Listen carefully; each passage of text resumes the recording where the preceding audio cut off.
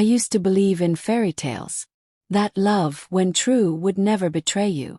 That the man who once looked at you like you were his world wouldn't wake up one day and decide you were nothing more than an obligation. I was wrong.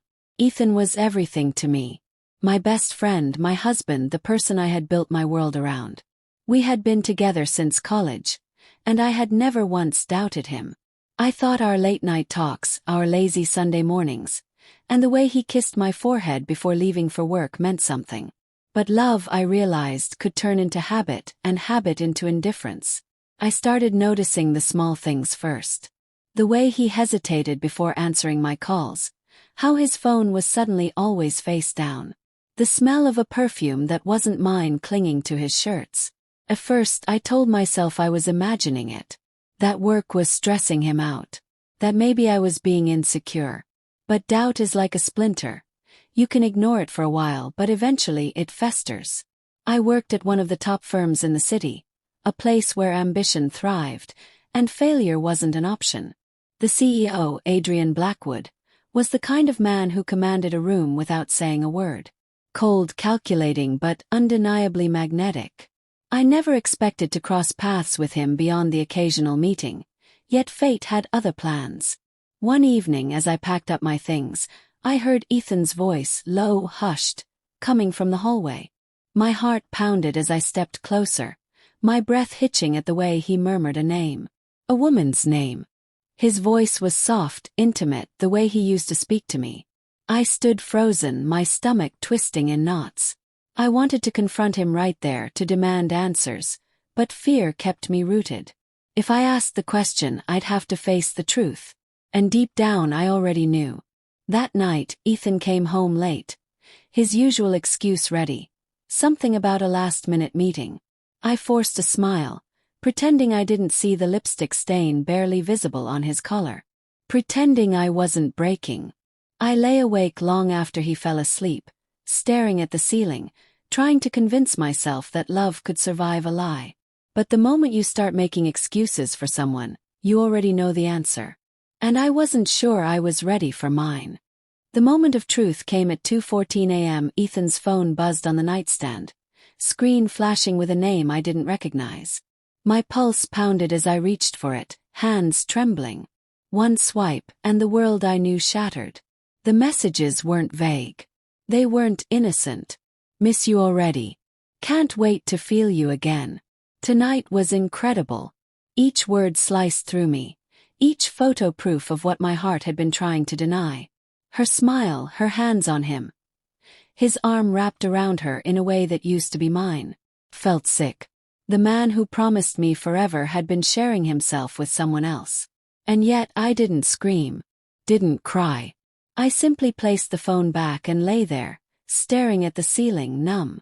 Morning came, and with it, the weight of my silence. I watched him get ready, buttoning his shirt, kissing my cheek like nothing had changed. Maybe for him nothing had. Maybe I had stopped mattering long before I noticed. Who is she? My voice was quiet, controlled. Ethan barely hesitated. What? I held his gaze, daring him to lie to my face. Don't insult me, Ethan. He exhaled, running a hand through his hair. You're imagining things. Denial. Predictable. A man caught always defaults to making his wife feel crazy. I wanted to push, to force the truth from him, but I saw it in his eyes. He wouldn't give me that dignity. He had already rewritten the story in his head, painting himself as the man who simply drifted rather than the one who betrayed. I walked away. Because what's the point in arguing when the war is already lost? That evening, I found myself at the office late, unable to face going home to a man who no longer belonged to me. I ended up in Adrian Blackwood's office, my fingers gripping the edges of his desk, my breath unsteady. He looked up, his sharp gaze assessing. Something's wrong. I didn't answer, but I didn't have to. He was the kind of man who read people like open books, and right now I was a tragedy in the making. For the first time in weeks, I didn't have to pretend. And for reasons I couldn't understand, he didn't ask questions. He simply poured me a drink and watched as I took it. I don't trust people easily, he said finally. But I know what it looks like when someone's breaking. His voice was steady, assured, and somehow, that steadiness became the only thing keeping me from falling apart. Then came the words that would change everything. Let me show you what it feels like to be valued. I should have walked away. I should have said no. But I didn't. I told myself it was just a moment of weakness. That the way Adrian looked at me, like I was something precious, something worth more than being an afterthought, meant nothing. But the truth was I craved it. Craved being seen. Ethan barely noticed when I stopped waiting for him at dinner. When I started coming home late. When I stopped reaching for him at night. He had made his choice long before I ever considered mine. Adrian didn't push. He didn't demand. He just made it easy. A lingering touch when he handed me a file. A conversation that felt too personal to be professional. The way his eyes stayed on me longer than they should have. He was powerful, unattainable to most, yet somehow I had his undivided attention. The first time I let myself fall, it wasn't planned. Another argument with Ethan. Another night spent drowning in the realization that I was nothing more than background noise to him. Adrian found me in my office. Eyes rimmed red, hands clenched too tight. Come with me. I didn't ask where. I didn't care. His penthouse was cold, all glass and steel, but when he looked at me there was warmth. A dangerous kind. He ran his fingers along my wrist, a touch so light it sent a shiver through me. You let him dull you, he murmured. But you were never meant to be invisible. I should have left. But then his lips brushed against mine, and suddenly I didn't care about the should-haves. It wasn't love. Not yet. It was something else. An escape, a rebellion, a desperate grasp at feeling something other than broken. Adrian didn't treat me like a woman scorned. He treated me like I was untouchable, as if the world should worship at my feet. He called me his doll. Not because I was fragile but because he wanted to keep me. To mold me into something he could cherish. For the first time in months I felt wanted. And I let myself believe it was enough. But lies don't just belong to cheaters.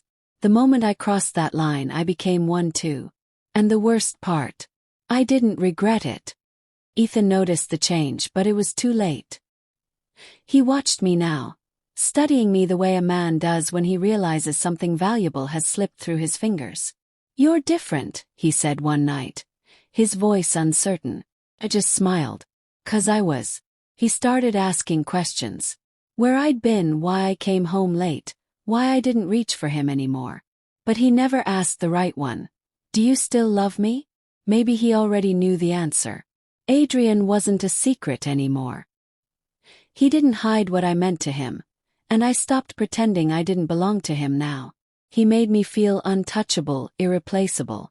But something inside me whispered that being someone's doll wasn't the same as being someone's love. Then came the confrontation. Ethan, standing in the doorway, jaw tight, eyes burning with something between anger and regret. Who is he? I didn't answer. Not because I wanted to protect Adrian but because it didn't matter. You think he loves you? Ethan scoffed. You're just something new. Something to conquer. Maybe he was right. Maybe Adrian saw me as a beautiful possession, a prize to display. But Ethan had no right to question it, not when he had already discarded me first.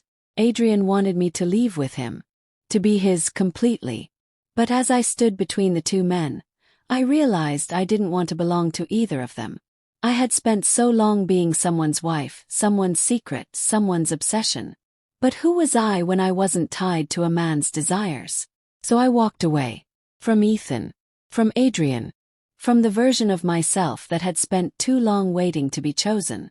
Because I was never meant to be a doll. I was meant to be something far greater. And this time I would choose myself.